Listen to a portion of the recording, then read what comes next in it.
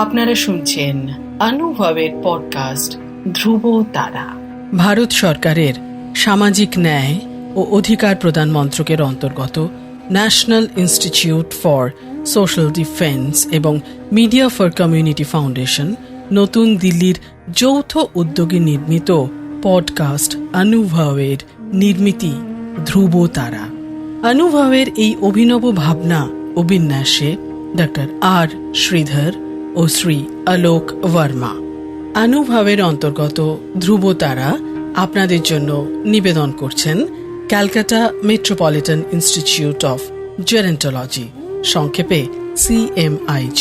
আপনাদের আরও জানিয়ে রাখি, প্রবীণ নাগরিকদের যে কোনো সমস্যা, যেমন ডাক্তারের প্রয়োজন, হাসপাতাল, বৃদ্ধাশ্রম, প্রবীণদের নিয়ে কর্মরত বিভিন্ন সংস্থা, আইনি সহায়তা, আবেগজনিত যে কোনো রকমের সমস্যা হলে অথবা প্রবীণদের ওপর কোনো রকমের অপমান, অত্যাচার, নিগ্রহ অথবা গৃহহারা প্রবীণদের সব রকমের সহায়তার জন্য জাতীয় শুল্কমুক্ত এই নম্বরে যোগাযোগ করুন 145667। আরেকবার বলছি, ন্যাশনাল টোল ফ্রি নাম্বার 145667। অনুভবে অনুষ্ঠিত সমগ্র অনুষ্ঠানটি আপনাদের কাছে নিবেদন করলেন ধ্রুব তারা। অনুভবের অন্তর্গত ধ্রুব তারা একটি CMIG প্রয়াস। নিজের জীবনের অনুভূতির কথা নিয়ে, অভিজ্ঞতার কথা নিয়ে এখন আপনাদের সঙ্গে থাকছেন লিলি চৌধুরী। আমি লিলি চৌধুরী। আমি আমার জীবনের কিছু ভ্রমণ বৃত্তান্ত নিয়ে একটু আপনাদের সঙ্গে কথা বলতে চাই। সালটা ছিল 1982।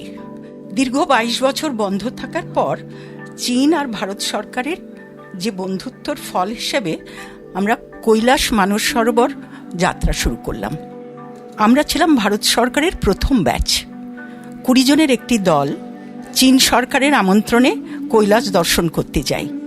যাত্রাকালের দিন ছিল 30 দিনের। 10 দিন ভারতের কুমাইন হিলসের মধ্যে দিয়ে 6500 ফিট লিপুলেক পাস দিয়ে চীনে প্রবেশ এবং 10 দিন কৈলাস ও মানস সরোবর দর্শন এবং তারপরে 10 দিন হচ্ছে ফেরার সময়। এই যাত্রায় হিমালয়ের সবথেকে সুন্দর, সবথেকে দুর্গম পথ ছিল কুমায়ুন হিলস। এই যাত্রাপথে ছিল চড়াই উতরাই পেরিয়ে রোজ 22 থেকে 24 কিলোমিটার হাঁটা পথ পাড়ি দিতে হতো। আমাদের যাত্রা শুরু হতো ভোর রাত থেকে, একেবারে অন্ধকার। ভোর 4টে বাজে আমাদের টিম ম্যানেজার সবাইকে জাগিয়ে দিতেন। সবাই তৈরি হয়ে নিজেদের জিনিসপত্র গুছিয়ে নিয়ে, আমাদের গভর্নমেন্টের ট্যুর তো, সঙ্গে সঙ্গে একটা খাবারের প্যাকেট ধরিয়ে দিত। সেইটা নিয়ে আমরা জয়মা বলে বেরিয়ে পড়তাম সেই দিনকার রাস্তাতে। অন্ধকার রাস্তাতে ভালো করে দেখা যায় না, অথচ খুব ঠাউর করে করে লাঠি নিয়ে নিয়ে সেই পাহাড়িয়া গা বেয়ে রাস্তাগুলো দিয়ে আমরা এগিয়ে চলছি। এগিয়ে চলতে চলতে কোন সময় যে সূর্যের আলো ফুটে যেত, তখন অন্য একটা জগতের, মায়াময় জগতের সৃষ্টি করত। একেবারে পাহাড়ের মধ্যে থেকে সোনালি আলো ছড়িয়ে সূর্যদেব উঠছেন, সেটাও একটা দেখার জিনিস। আমরা তো সকলেই ছুটে যাই বিভিন্ন পয়েন্ট থেকে সূর্যোদয় দেখার জন্যে। আমরা কিন্তু এই 10 দিন ধরে সূর্যোদয় আর সূর্যাস্ত আমাদের নিত্য সঙ্গী ছিল। খুব সুন্দর কাটিয়েছি। তারপরে এইরকম করে হাঁটতে হাঁটতে আমরা এক একটা চটি পার করতাম। চটিতে কিছুক্ষণ বিশ্রাম নিয়ে একটু জল, একটু বাদাম, একটু আখরোট মুখে দিয়ে, কারণ পাহাড়িয়া রাস্তায় কিন্তু একদম বেশ একটু পেট ভরে খেয়ে নিলাম এরকম করা চলবে না। হাঁটতেই পারবে না, তাহলে তোমাকে ওইখানেই বসে পড়তে হবে।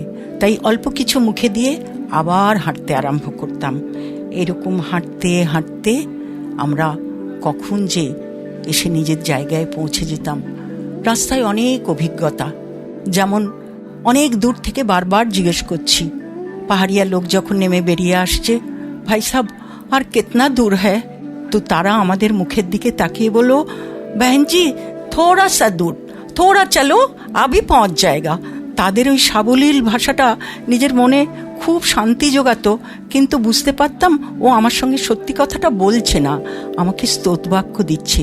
যাত্রা এখনো অনেক বাকি, যেতে হবে অনেক দূর। যাত্রাপথের কোনো নিশানা ছিল না, কিন্তু গাইড ছিল একজন, কিন্তু গাইড তো অনেক আগে বেরিয়ে গেছে। সে তো এই রাস্তায় চলাফেরা করে অভ্যস্ত, তার চলা আমাদের মতন হবে কেন? আমরা ধীরে ধীরে যাচ্ছি তো, কিন্তু এক বাঁকের পর আর এক বাঁক শুরু। এই ভাবছি এই বাঁকটা শেষ হলেই বুঝি পৌঁছে যাব, কিন্তু শুরু হয়ে গেল আর একটা বাঁক, আর একটা নতুন চূড়া শুরু দেখতে পেলাম। আবার কিছু দূর যাওয়ার পর দেখলাম আর একটা বাঁকে চলে গেছি, আর একটা চূড়া। পাহাড়ে চড়ার নিয়মই তাই, একটা চূড়ার থেকে আর একটা চূড়া এইরকম গা বেয়ে বেয়েই চলতে হয়। এই হাঁটা কিন্তু একটা আলাদা মজা আছে। তুমি এর সোজা রাস্তার নিশানা কিন্তু খুঁজে পাবে না, বাঁকে বাঁকে তোমাকে ঘুরিয়ে নিয়ে যাবে। এইরকম ঘুরতে ঘুরতে ঘুরতে ঘুরতে দূর থেকে একটা ছোট্ট শেল্টার মতন দেখা গেল। মনে আনন্দ আরও বেড়ে গেল, চলার গতি আরও বেড়ে গেল। মনে হলো বোধহয় পৌঁছে গেছি, কিন্তু চোখের এটা ভুল ধারণা। বাঁক দিয়ে তো পাহাড়ের যাত্রা, সুতরাং ওটা এক বাঁক থেকে দেখা যাচ্ছে। আমার এখনো 3টে পাহাড় পেরোলে তবে আমি গন্তব্যে পৌঁছবো। সুতরাং আবার মনে ভাবছি আবার অতটা যেতে হবে, কিন্তু থামলে তো চলবে না। একেই বলে বোধহয় চড়ুই বেতি। হ্যাঁ, এই করতে করতে দিন গড়িয়ে সূর্য মাথায় ওপরে উঠল। এবার তো কিছু খেতে হবে। সঙ্গে আমাদের যে প্যাকেট ছিল সেগুলো একটা জায়গায় দাঁড়িয়ে সেগুলো খুললাম। পরোটা রয়েছে, তরকারি, কিন্তু সেই পরোটা ঠান্ডাটাও তো বেশ, ওই সময় 6000 ফুট উঁচু, বেশ ঠান্ডা। পরোটাটা বেশ ঘিয়ে জবজবে হয়ে আছে। সেই পরোটাই একটু আধটু মুখে দিলাম, কিন্তু বেশিক্ষণ খাওয়া গেল না। সঙ্গে থাকা একটু লজেন্স মুখে দিয়ে গলাটাকে ভিজিয়ে নিলাম। আবার চলতে লাগলাম। কখনো গান গাইছি, কখনো আবার হাঁটছি। সব ফেলে দিয়ে যেটাতে সব থেকে বেশি মনোনিবেশ করলাম সেটা হলো, যখন বেশি ক্লান্ত হয়ে গেলাম তখন আর গানটা নিল না, তখন শুধুই জয় বাবা কৈলাস, জয় বাবা কৈলাস। শুধু প্রতি পদক্ষেপে কৈলাসের স্মরণ, যেন তার স্মরণ করলেই তিনি আমাদের যাত্রাপথ অনেক মসৃণ করে দেবেন।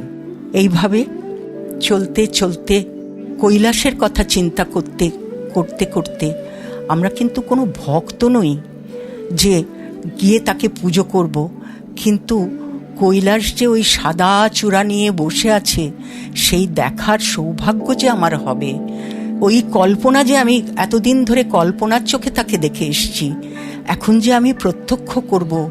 যদি তুমি মনে করো সেই সাদা তুষারাবৃত কৈলাসই কিন্তু তোমার কাছে দেখা দেবে স্বয়ং শিব হয়ে। এইভাবেই তো আমরা তৈরি করি আমাদের কল্পনার জগতে ঈশ্বরকে। 10ম দিনে দেবতাত্মা হিমালয়ের কৈলাস পর্বতের দেখা এবং সেই সঙ্গে ওই উচ্চতায় মানস সরোবরের মনোমুগ্ধকর জল দেখে আপ্লুত হয়ে যাই। এই যাত্রাপথে অনেক অভিজ্ঞতা সঞ্চয় করেছি। ভোর রাত থেকে যাত্রা সারাদিন চড়াই উতরাই পেরিয়ে 7ম দিনে সকালে ভোরবেলা বেরিয়ে পড়েছি। যাত্রাপথ বড়ই কঠিন, 24 কিলোমিটার হাঁটতে হবে। 4000 থেকে শুরু করে 6000 ফুট উঁচু পাহাড়িয়া পথ ধরে যাত্রা। অনেক পথ পেরিয়ে পাহাড়ের ধারে ঘেঁষে একটু বিশ্রাম নিচ্ছি।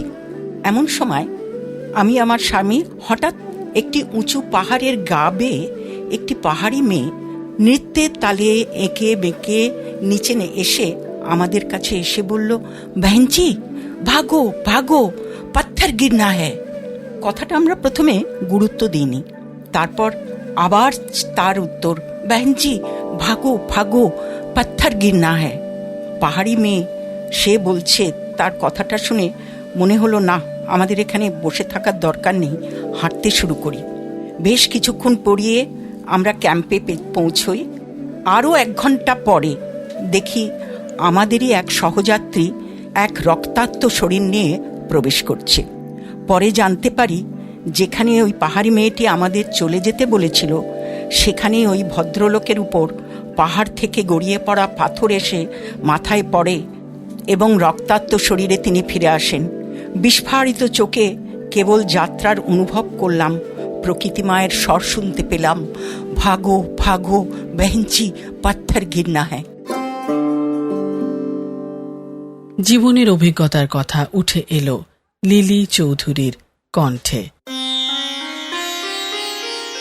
আপনাদের আরও জানিয়ে রাখি, প্রবীণ নাগরিকদের যে কোনো সমস্যা, যেমন ডাক্তারের প্রয়োজন, হাসপাতাল, বৃদ্ধাশ্রম, প্রবীণদের নিয়ে কর্মরত বিভিন্ন সংস্থা, আইনি সহায়তা, আবেগজনিত যে কোনো রকমের সমস্যা হলে অথবা প্রবীণদের ওপর কোনো রকমের অপমান, অত্যাচার, নিগ্রহ অথবা গৃহহারা প্রবীণদের সব রকমের সহায়তার জন্য জাতীয় শুল্কমুক্ত এই নম্বরে যোগাযোগ করুন 145667।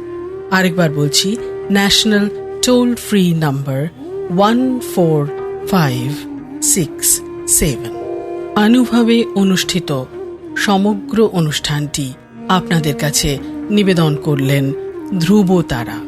অনুভবের অন্তর্গত ধ্রুব তারা একটি CMIG প্রয়াস।